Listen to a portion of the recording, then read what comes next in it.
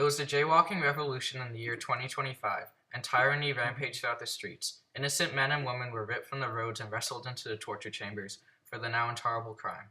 This is a tale of one of those unfortunate souls by the name of Edgar Allan Poe, and his struggle to survive the horrors of his gruesome punishment. Please be innocent. Please be innocent. Orders to the court!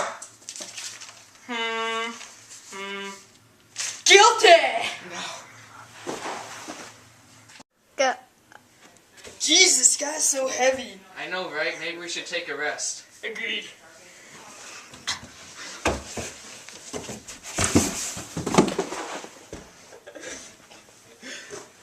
Edgar spent hours, days even, drifting in and out of his deep swoon.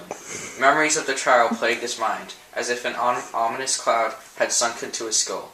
After an eternity of nightmares, he finally awoke from his slumber. Oh, why does my back hurt so much? Where am I? Afraid to reveal the answer to the latter, Edgar had not yet opened his eyes. What he dreaded most was far worse than any form of torture that awaited him. Nothing. Please see something. Please see something. Aw, shucks! Edgar realized the ground was cotton soft after rising, but dampness enveloped his ever-increasingly frail body. His throat burned with thirst, and the cloud had not yet completely dispersed from his brain. His hands met the clammy wall nearby. He began feeling his way around the perimeter of his enclosure, a task made difficult by the fact that he couldn't see a single thing. 1, 2, 3, 4, 5, 6, 7, 8. 15 minutes later. 65, 66, 67, 68, 69, 70. Suddenly, Edgar's hand groped a strange object poking through the wall. That was easier than I thought. With that, Edgar began exploring the rest of his prison. It resembled a basement, except it was painted with a hideous color. He observed his surroundings. As it turned out, his torture chamber contained a ping-pong table, 2 TVs, foosball, and a pinball machine. Man, torture's more luxurious than I thought.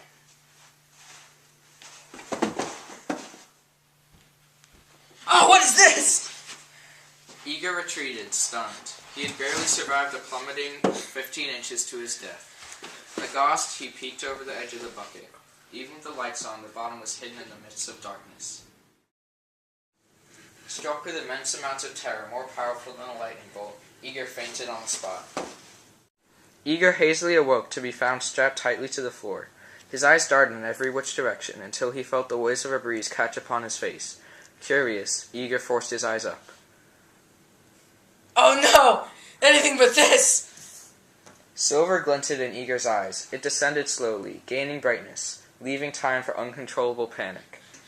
Razor sharp and the size of a machete, a threatening knife swung lower, lower, merely practicing for the real impact with his flesh. Somebody save me! I don't have much time left until this thing slices through my body. It's descending pretty quickly. 6 hours later. Edgar looked to his left. There he saw a small bowl of dog food, mockingly left there for him to eat. You can't even give me one good meal before I perish. Instead, you give me this disgusting food meant for beasts. Enraged, Edgar thrust forward with all of his might, trying to break free of the band. It didn't budge. Suddenly, Edgar's ears picked up the sound of someone or something moving around. Who's there? What do you want? A hideous creature emerged from the shadows. It hurried its way to the small bowl of food and feasted on the contents, glancing nervously at Edgar, a giant in its evil, piercing eyes. Edgar shuddered as the rodent scampered in his proximity. His mind searched desperately for a way to escape. After seconds of thinking, an idea came to him. Cautiously, Edgar grabbed a bit of food and slided it on his straps. Instantly, the demon-like beast pounced on his chest. Ew! Oh my god! Oh! Edgar watched as a loathsome creature began to tear off his band. Without reluctance, the pendulum continued to lower, and soon hovered only 2 inches from Edgar. The wind was now hissing with every stroke. Closer, closer. He stayed deathly silent as to not disturb his savior. Soon he could free his hands, and then his legs. By now the pendulum was cutting into the shirt on his chest, and with no time to spare, he rolled away from his first glimpse of death's hollow eyes. Phew, that's one done. Only now did these simple words take root in Eager's head. This is only one attempt. No jaywalker would ever be left unharmed, no matter how many tries are necessary. An ear-splitting creaking noise interrupted Eager's thoughts, sending chills down his spine. He nervously glanced around and gasped in terror. As if in an attempt to prove his point, the wall seemed to be collapsing on him, as the room shrunk smaller and smaller. How'd these walls close in so quickly? Oh God above, save me from this horrible fate. To be trapped between two horrors, both the scalding hot walls and the bucket. Oh, the bucket, the horrible death, the path to hell. Eager ran to and fro, as the walls collapsed inward.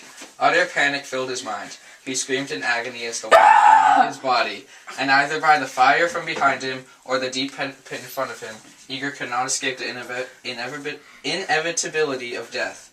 Just as he was about to plummet into the darkness, the walls ceased their onward march. They rushed back with the sound of an earthquake, sending sparks into the air.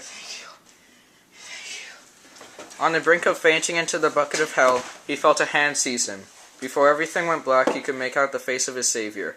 The face of Jacqueline Roadwalker, the legendary leader of the Jaywalking Rebellion. Jaywalkers forever! Yeah, man!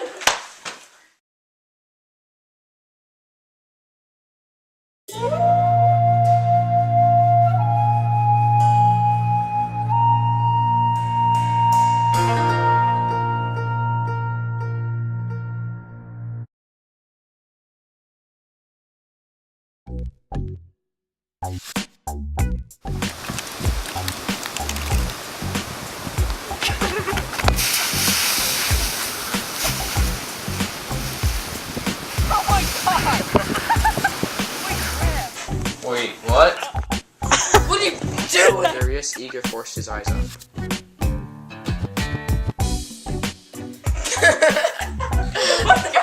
I forgot about my line. Oh my god, you're such a scroll.